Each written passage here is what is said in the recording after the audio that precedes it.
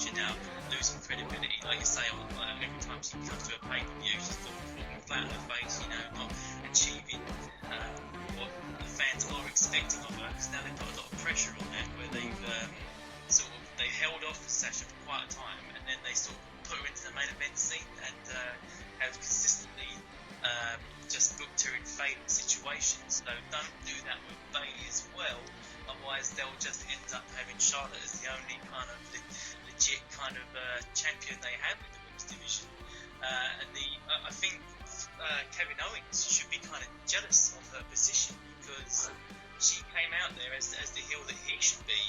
She comes out and just does this on her own. I mean, yeah, of course, we've seen it with Ric Flair and we've seen it with Dana, but now we see that this is the kind of heel that I like, where they can come out and just sort of win these kind of high caliber matches on their own.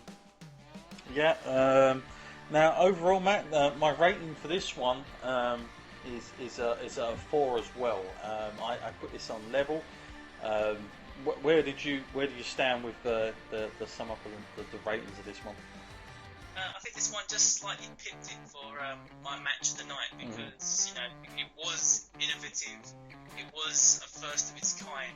I definitely felt the emotion that they had for this, and the determination they had to put on the best match of the night. I mean, they tried, and the result, I think, did leave a little bit of a sour taste in most people's mouths, but I did kind of feel that, it's an incredibly cheesy thing to say, but I don't think that either woman is the loser in this match, because when you look back at, say, Shawn versus Taker, or Taker versus Mick Foley, yeah, we know the winners, but if you think they could have put that match that they had on with anybody else on that night, then you'd be wrong, I would have to say, because I think it takes the right two people to actually make a match like that. Absolutely, yes, spot on. Well, I wanted to sum that one up. Now, before I move on to what happened after, the overall show, Matt, I'm saying easily this was better than No Mercy, quite frankly, by a million miles. Even though the pacing was a little bit strange, it wasn't as bad as No Mercy got. And I think out of the two pay-per-views, Matt, I think Raw wins it. Wins 2 up for me. I don't know what you think about that, but again, is it me, or is it Raw is now getting the top pay-per-views though? They're getting Hell in a Cell. SmackDown gets No Mercy, Yeah, it is a little bit one-sided, because straight away, for the fans that only come into it, for the casual fan, I would call them, will come back to watch Hell in a Cell because of the gimmick of the cell, isn't it? They expect to see some extreme violence, I guess. Yeah.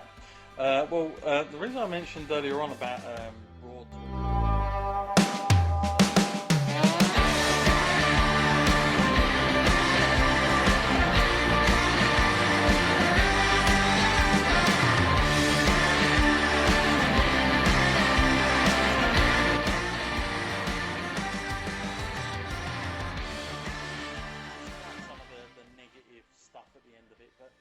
Like most things, you've got to see where it goes. I mean, by the time you get to Survivor Series, we might look back at Hell in a Cell and go, oh, actually, it all made sense. But we have